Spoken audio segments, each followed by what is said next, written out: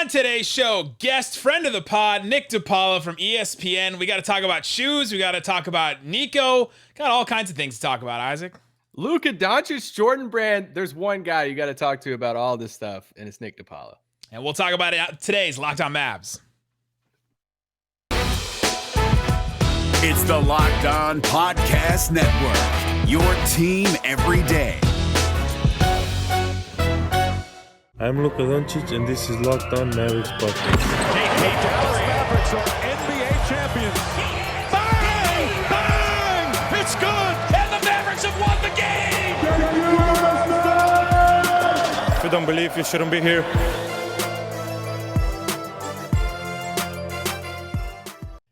And welcome. You are locked on to the Dallas Mavericks. My name is Nick Angstadt, media member and coordinator for the Locked On Podcast Network. And joining me, as always, my co-host, contributor at Mavs.com, the shoe savant, the one more thing king. What you got for me, Isaac Harris?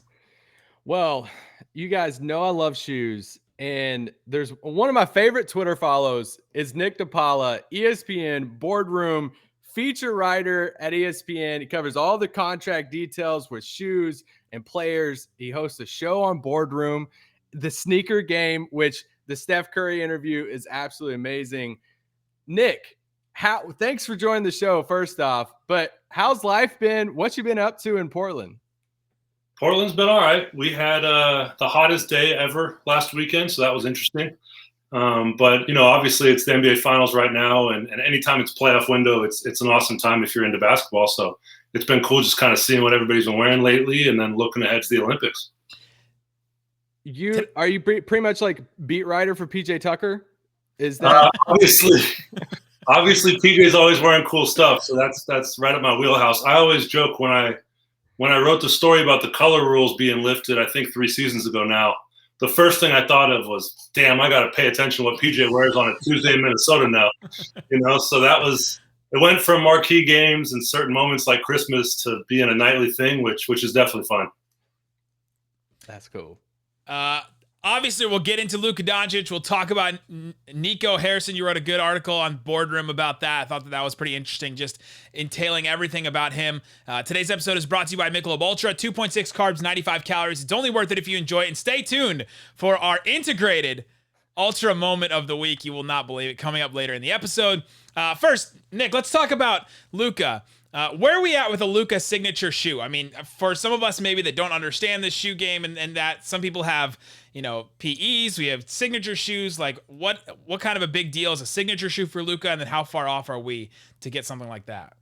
Yeah, so the signature shoes, you know, there's 450 guys in the league and 20 players this season have their own signature shoes. So it's obviously a pretty small crowd, and that's actually relatively a lot, you know, compared to most years. Usually it's around the 15 window.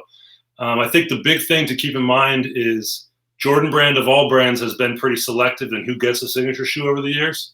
I mean, it's been, you know, Melo, D-Wade, CP, and now Zion, and then Russell Westbrook. Like, I think it's only been a handful of guys. And so, you know, Zion signed about 6 months before Luka.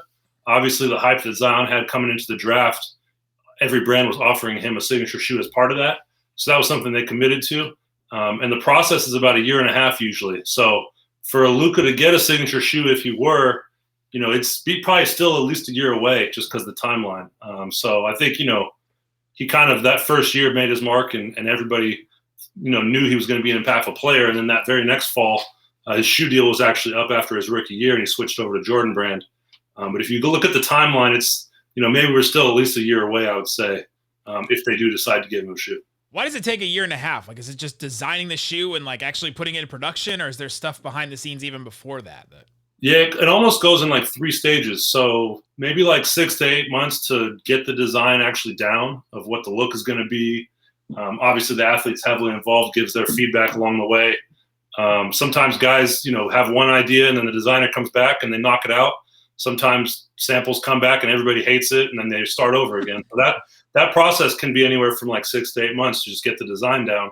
And then you get the samples, you got to test them out, make sure they actually play well. And sometimes you got to make changes off of that. And then there's kind of like this 6-month window at the end, which is for production, but also for like all the marketing campaigns to get finalized. So I always am impatient and it feels like it takes forever sometimes. Like the great example is like Giannis re-signed with Nike in 2017, and it felt like forever before his first shoe came out, which was summer of 2019. And Zion's now been in the league, and his shoe just came out last month. So, it does drag out a bit. I wish there was a faster way, but that's usually the timeline everybody operates with. For Luka with Jordan Brand, they kind of reshaped their roster there with the old guys kind of transitioning out. They bring on Tatum and Zion and Rui and Luka. And what I know, I think it was 5-year deal. Do you know the exact details on Luka's Jordan Brand deal, like amount, years? I don't know the exact amount, and that actually gets to kind of the special topic of the day, which is Nico. And, I think the funny thing when you look at, like, I had a lot of people on Twitter asking me, like, what does this guy know about roster building? And I'm like, actually, he just refreshed the Jordan roster in a pretty impressive way. Obviously, Chris Paul and Melo are Hall of Fame players and all-time greats, but their signature lines have kind of, been phasing out at this point. And so they revamped that whole roster, and that was a lot of Nico spearheading that and trying to identify the players to sign and bring on. So Luka had an interesting situation because he was on a Nike deal in Spain when he was with Real Madrid that had one more year left on it. And so that actually was up after his rookie year, which worked out great because he was rookie of the year, obviously. So by all accounts, it's a 5-year deal. I think that's one thing, though, that Mark Cuban's going to value a lot is Nico is very tight-lipped, not a lot of leaks. So things like numbers in particular, that doesn't really get out from a Jordan Brand perspective. They value confidentiality a lot and the relationships they have. So some brands are pretty loose, and some agents as well. But Luka's exact number is not really known, and obviously I'm assuming he's in that top 3, top 5 range of the Jordan roster, though. Well, now we know Isaac's first question and Nico and the presser next week. Can you tell me the exact number? Good luck getting out. I'll write it down on a sheet of paper. You tell me higher or lower. I'll tell Nico, Mike. Nick DePaula said that for me. No, so, okay. Luka used to be with Nike, with Jordan now, same kind of umbrella company, all of that. What's the likelihood that we see Luka back with Nike, like down the road? Is there a chance with that? And kind of lumped together with that is like, what's the next phase for Nike with LeBron and KD kind of getting, in mid-30s, whatever? They still, they have kind of a younger crew there too with PG and Kyrie, but yeah, is there likelihood for Luka to be back with Nike down the road? That's such a good question. So when Luka's deal was up, Adidas was interested, of course. Puma was really interested as well. But my assumption is he took less money actually to go to Jordan Brand because he really liked the brand. And also sometimes Nike will keep guys what they call in the family. So in that Nike Inc. family, whether that's going to Converse or going to Jordan Brand, I could see a scenario where, if we're looking 3 years out, from when he signed his deal with Jordan Brand, 3 or 4 years from now, I mean, Luka could be the highest all-star vote getter. He could be an MVP candidate every single year. And you're going to have, LeBron, KD, Paul George, those 3 lines potentially not, on court, depending on, where guys are at in their careers. And Kyrie as well is getting into his early 30s at that point. So I could see a window where they look at it and they say, you know what, he'd be great to have back on Nike. I think part of it, though, too, is that, through Jason Tatum and Zion and Luka, like they look at those 3 guys as kind of establishing this new window for Jordan Brand. So much of the roster always was tied to guys that, were shooting guards and played like Mike or wanted to be like Mike, or, a guy like Melo who wasn't exactly the same style of play, but was a big star in his own right. And I think now they're trying to advance past that altogether and just be looked at as a brand. So I think they're happy with him at Jordan Brand, and it could be something where I think it makes a lot of sense to give him a shoe to headline, if not a signature shoe, and go from there. Yeah. Awesome. Well, we want to talk about Nico? Let's do it. Yeah, I think for him, and this was something that was so interesting hearing the feedback on because obviously to the general basketball world, he might be totally unknown and not a name anybody recognizes, but I would say in the basketball community, he's one of the most respected and known names there is. So it was really interesting kind of seeing both sides of that, just because the relationships he has, all the players he knows, agents as well. And there was, I put together this tweet that was kind of like specced out, but we listed it on our pod. We retweeted it and everything. Talked all through it. I think if you really start to think about it, there's there's so many dynamics that go into being a quote unquote great basketball mind. And there's a lot of things that he, just from his background as a player, just from his closeness to the game, and then also his role at Nike for so long, there's so many boxes that he checks that he is going to be really strong at. So to me, it actually made a lot of sense. I know there's been, with Leon Rose and Rob Pelinka, this trend of like former agents becoming front office guys. And, Rob's had success, and I think Leon's going to have success as well in already, making the playoffs with the Knicks there. But Nico is even more outside of the box potentially for Mark to look at. But I think there's a lot of reasons why it makes total sense and why he's going to be successful. That's awesome. Real quick, one of our sponsors, a longtime sponsor for us, is Michelob Ultra. And you recently did an interview with the legend himself, Tinker Hatfield, who designed the Michelob Ultra champagne bottle for the finals, which was a crazy interview. I mean, Tinker in the shoe world, I'm just like fascinated by Tinker Hatfield, but it was an incredible interview. I think Nick actually is going to put up a picture of it, if possible, on the screen. Look at that. There you go. That's incredible. But Michelob Ultra, we always have to hand out a moment for them each week. And this week is this interview. So you have to go, if you're listening to this pod, watching on YouTube, you got to go listen to Nick talk to Tinker Hatfield about the champagne bottle, about the design of it and everything. It was a really, really cool interview. So yeah, I nerded out listening to that. I love that. Yeah, I got the last year's finals Michelob bottle. So Really? I'm excited to add it to the collection if I get the new one. So we'll see. That's awesome. Yeah, that's cool. So cool.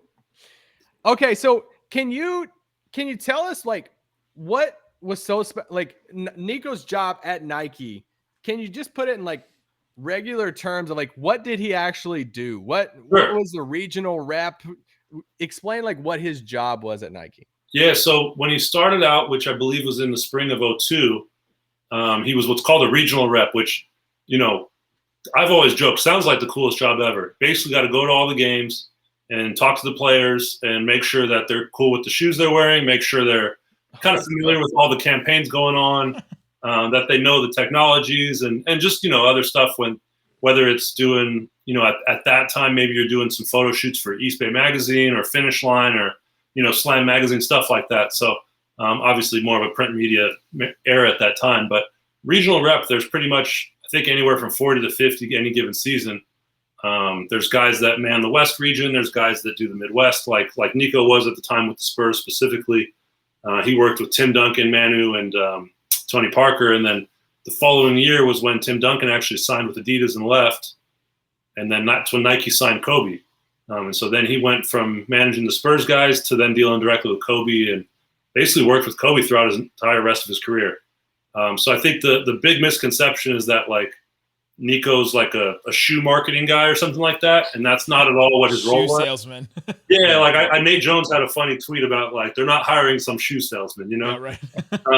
It's a far like more, I would say, player identification role, like kind of strategist role, and also really getting into the details of landing these contracts and negotiating contracts, which when it comes to free agency is going to be huge for you guys. So, I think that's the thing. It's like, people were asking, what is the shoe guy going to know about the salary cap? I'm like, well, he's been handling crazy budgets for years, managing an entire, we're talking about a multi-billion-dollar, basketball category at Nike across both Nike and Jordan brand. So it's no small task. I think that's the biggest thing is that this is a guy that's very well-versed in the business world. But on top of that, he's very strong in terms of negotiations. I'm sure, as you guys know, Nike, for the most part, pays less than most other brands, and they're still able to sign the players they want. So a lot of that comes with the loyalty to the brand, but also the relationships that guys like Nico are able to build with these players. And so there's a great loyalty there. And I think for him, obviously you're looking at the brand signings more from a straight marketing standpoint. Obviously you want the player to play well on the floor as well.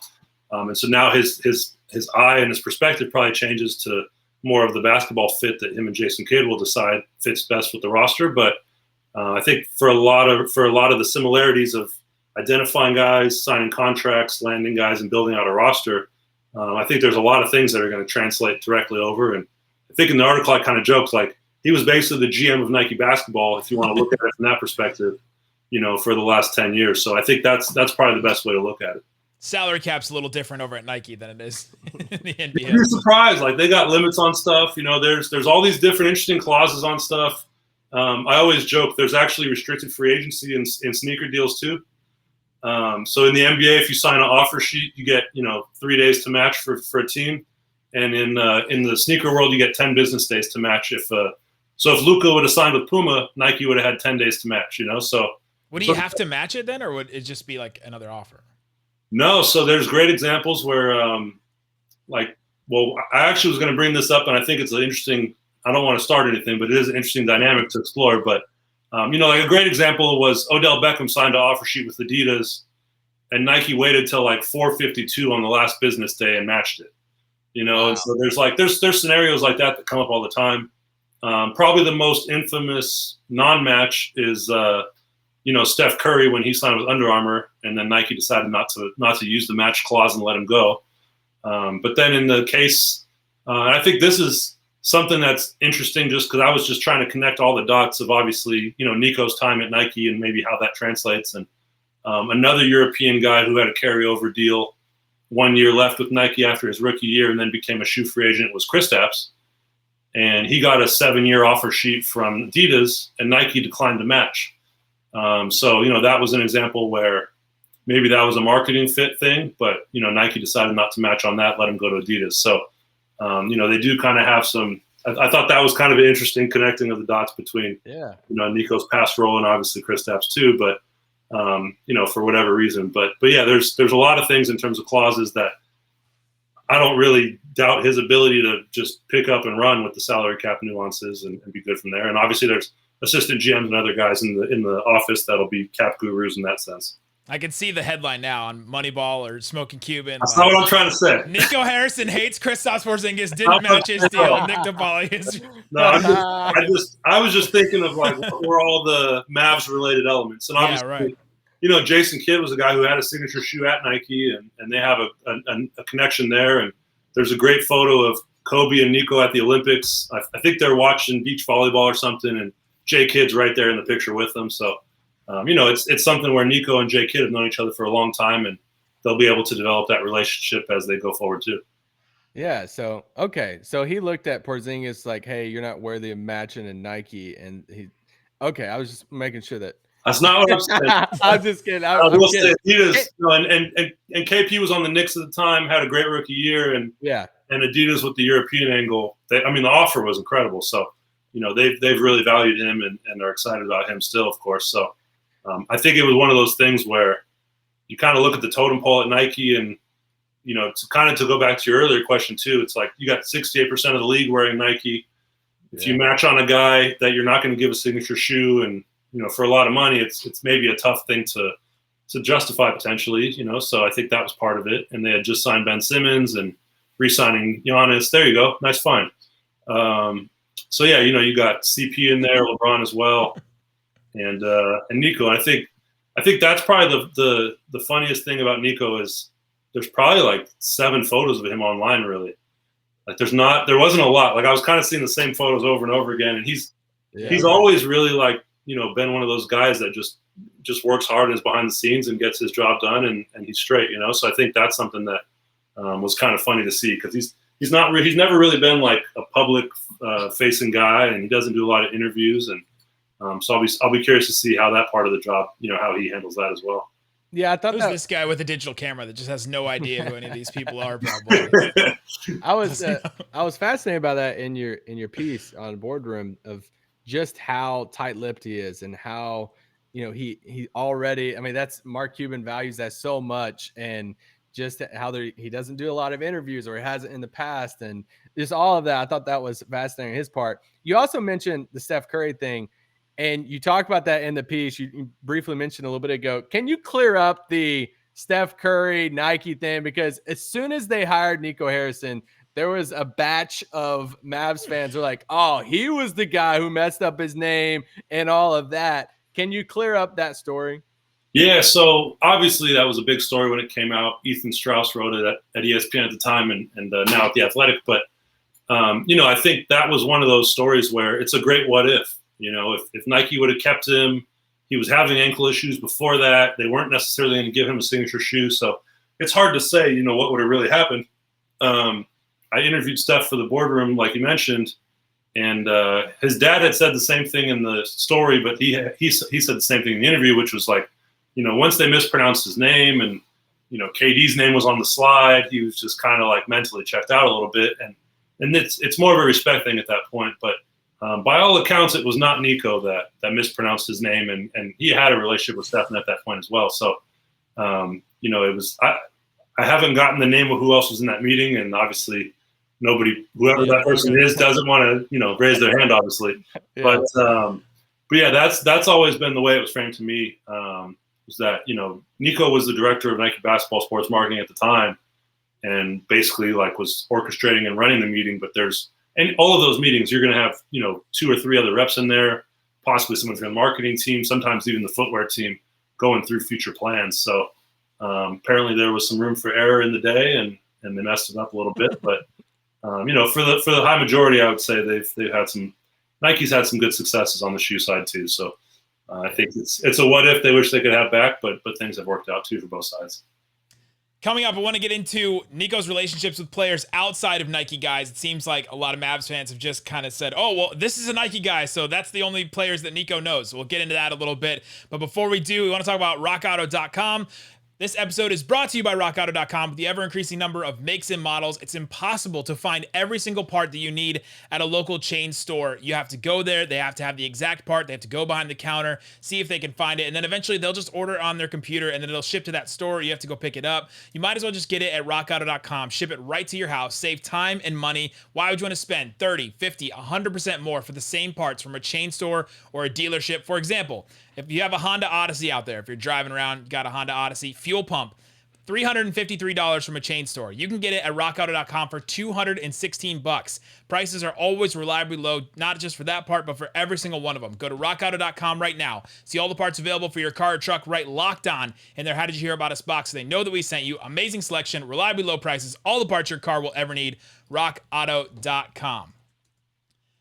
All right, Isaac, we're back with Nick DePaula talking about shoes, Nico, everything. My question is, a lot of Mavs fans have sort of like narrowed their focus to, okay, well, let's just start drawing the lines. We'll put the yarn on the cork board, right? Like, okay, Mike Conley, like Nike Jordan athlete. Well, then, like, all right, he's coming to the Mavs for sure. But what about guys outside of Nike? Like, obviously, Damian Lillard and Nico are like have a really good relationship, and like, when Damian Lillard hit that shot against OKC, like he's one of the first people that he like goes and sees. How does he have relationships with guys outside that maybe aren't even Nike or Jordan?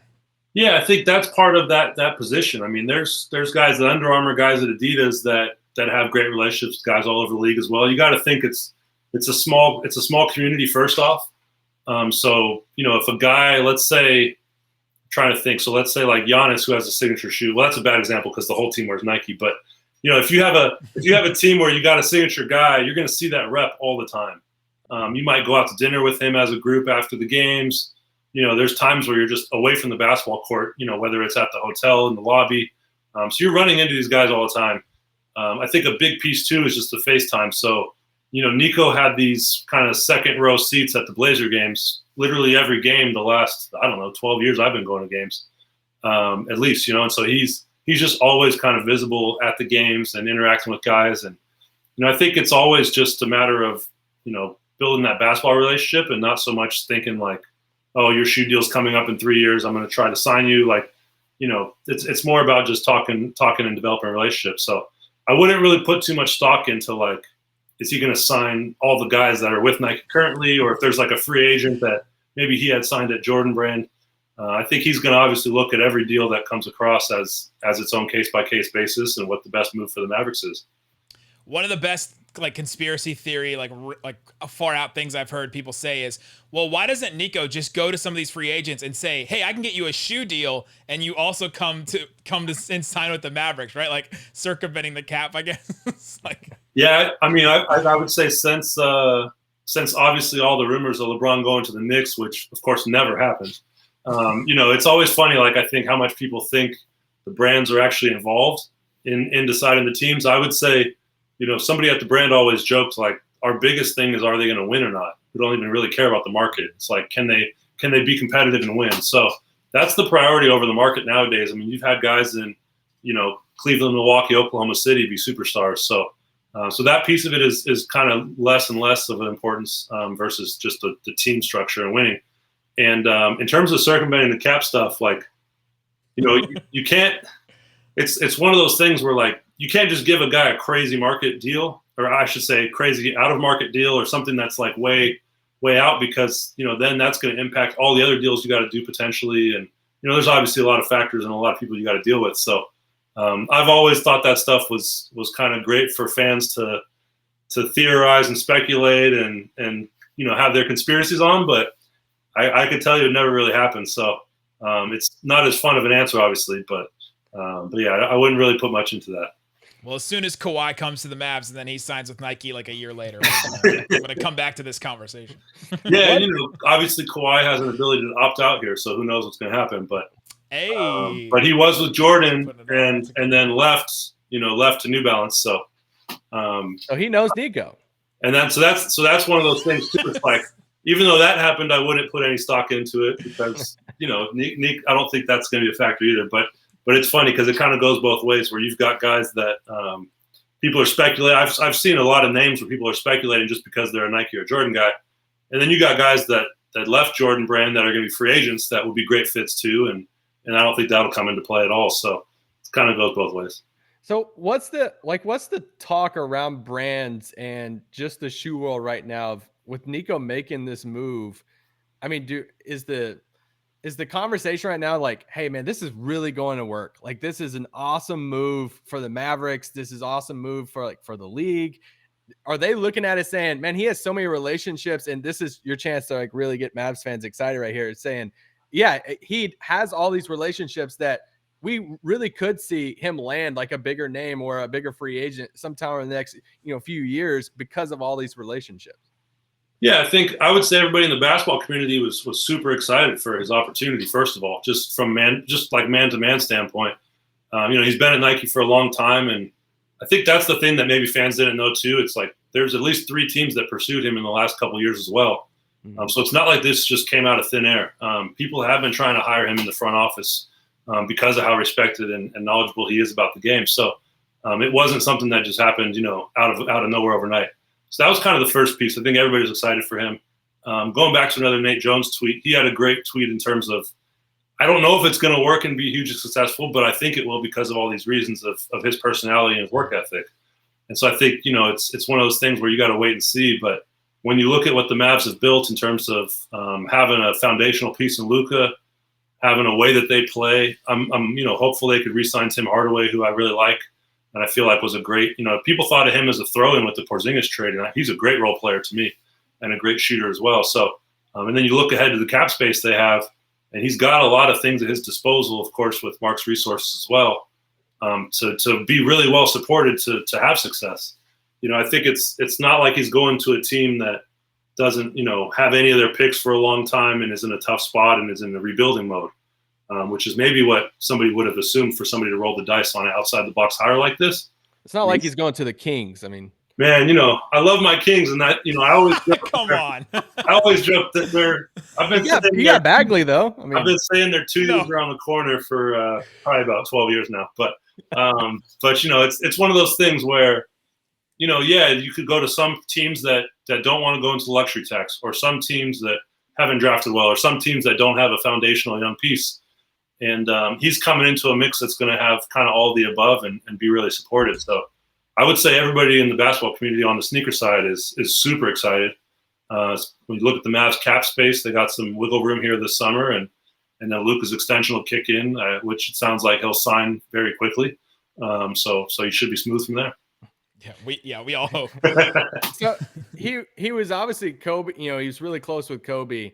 And is there, lean into this if you can, is there any players around the league that like you would say he's like closer with, and that you're like, oh, okay, like these are some guys that maybe not Kobe level, that he was that close with Kobe and stuff during Kobe's career, but like, hey, these are a handful of guys that like, man, he's been close with those guys through Nike. Basically for Mavs fans to really just be on the lookout for over the next few years. Well, I'm gonna maybe rattle some names. I don't know their free agency status, so that might not do it. But no, that's good. That's good. But I think that's the thing. It's like I don't think there's a single player that's not thinks highly of Nico and is not good friends with him. I think every single player on the Nike basketball roster, whether I think one piece of it is the access that Nike has gotten with USA basketball over the years has allowed them to really tap in with all the Olympic guys. So if you look at, Anthony Davis and the guys who have been on those, Olympic teams that came in, there's great players all around, Draymond and, KD, just all the guys across the board. But, somebody like PJ Tucker, of course, who I know well, he's always, I think that's probably more of a function of him bugging Nico for shoes than it is Nico, certain exclusives or certain things over the years. But, I think that's, guys like that, I think, when you think of who Nike's biggest players are and the most passionate about the brand as well, chances are he's got a great relationship with them, and that's something he's built on. I think throughout his career, he was definitely always known, I should say throughout Kobe's career, he was always known as Kobe's guy. And then when Kobe had retired a little before that, he kind of transitioned into this bigger, VP role that's over both Jordan and Nike basketball and really kind of operating and manning both of the rosters. And that's how you got to know Kid, right? Is it through Kobe and Team USA?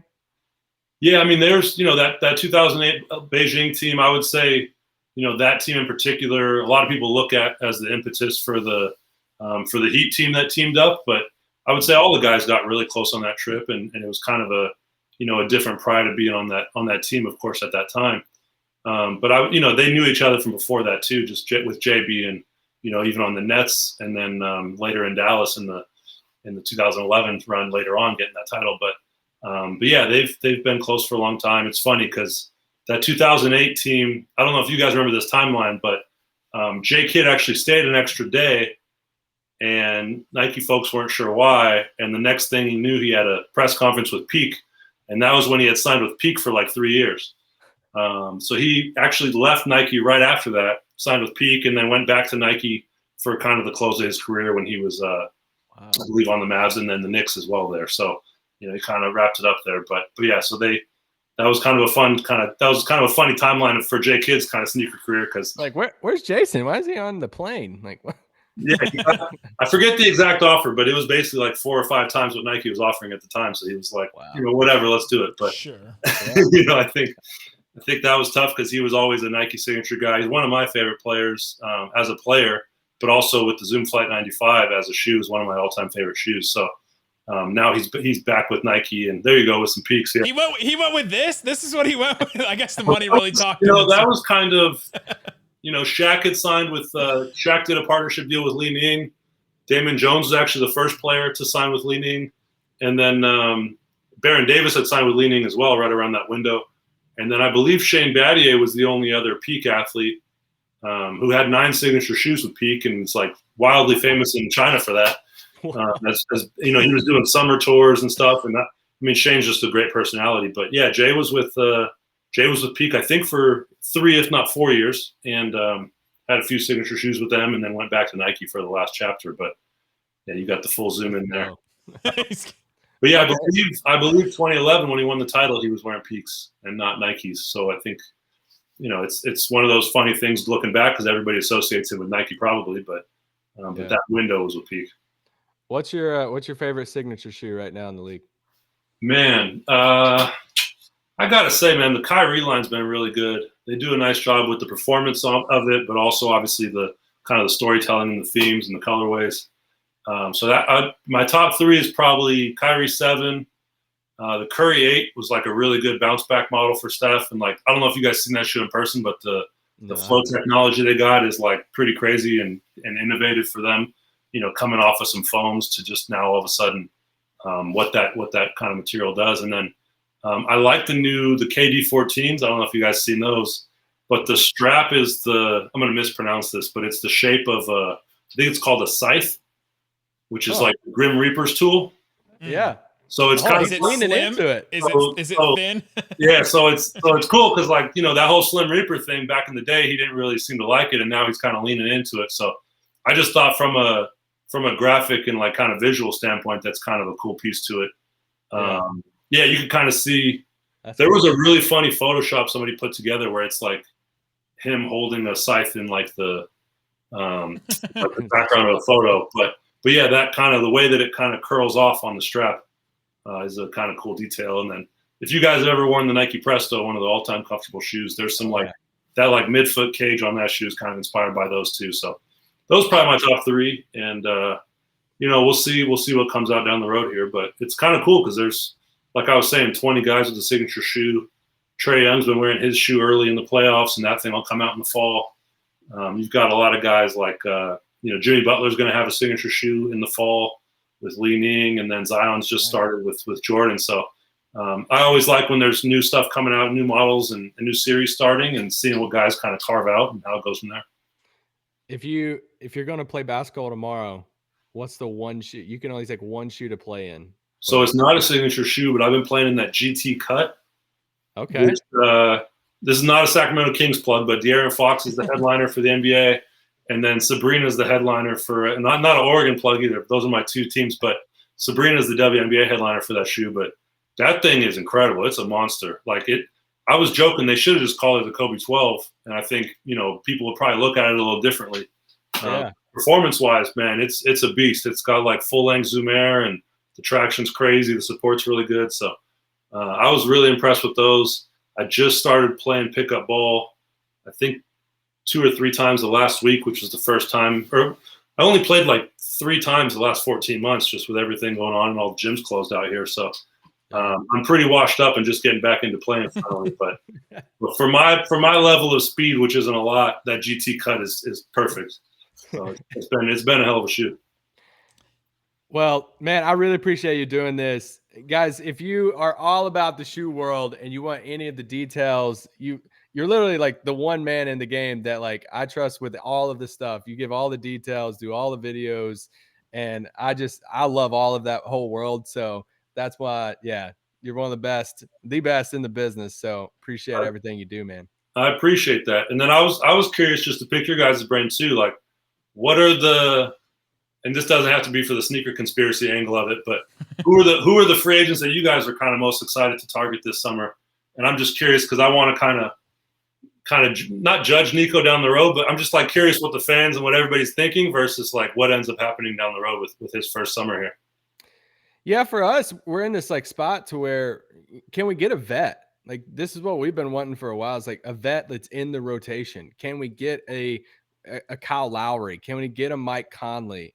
We just had a pod the other day talking about DeMar DeRozan. It's like, I don't know if DeRozan's like the perfect fit in Dallas, but hey, another guy who can get a bucket to where Luka doesn't have to do everything. So we're in this like kind of weird offseason this year to where there's not like some of these vets that are going to be free agents. There's none of them that we're like fully out on. It's just, there's a few of them that we're not like fully, like there's only a couple that we're all in on. Like I would love Kyle Lowry on this team. I just don't know if he has the choice of like the Lakers or something like that, like will he pick Dallas? That's where we're hoping Nico comes into play and says, hey, I have relationships with players. And because the history of the Mavericks, we haven't really had a great track record of landing big names. So that's the thing is like, can we land another big time name next to Luka? And really what's the future of Porzingis in Dallas too? Is that a long-term fit? Yeah. I had a buddy on the Knicks KP's rookie year and was going to all those games at the Garden, and like the energy of him that first year was incredible. So I'm still high on KP. I think, whether it's a guy like Jarrett Allen who's going to be restricted, like if you guys can get some kind of rim protector alongside him and then you have him outside on the perimeter, I think that would be interesting.